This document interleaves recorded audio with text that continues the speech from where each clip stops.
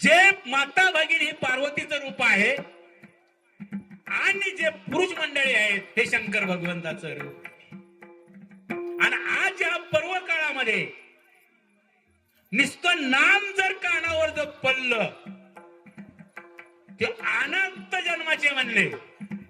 अनंत जन्माचे पाप राशी कितीही पाप राहू द्या म्हणले. हो, त्या पापाचा छेद होते.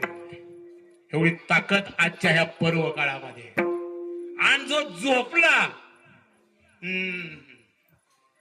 त्याच काय खरं नाही खबर तुमच्या मनात. हा, आणि त्यावेळेस महाराज काय झालं, पर्व काळामध्ये नाम घेतल्यानंतर बर रात्र किती बोलत आहे आता बोल, रात्र किती आहे त्या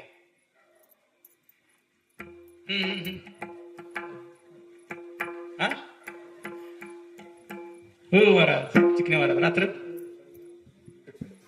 एक शिवरात्र एकच नाही, झोपायची आणि उठायची. मोहरात्र, शिवरात्र मोहरात्र लक्षात ठेव. मोहरात्र कधी केली?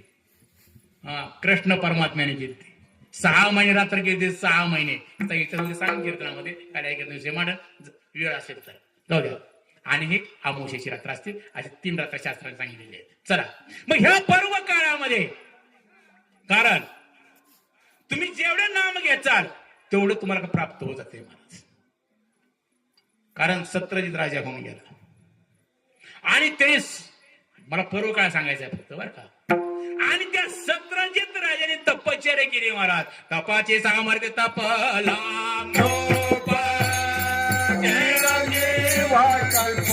वैकुंठनांदे चिरंजीवा कल्प वैकुंठनांदे चिरंजीवा कल्प वैकुंठनांदे तापाचे सामर्थ्य तापनामोपम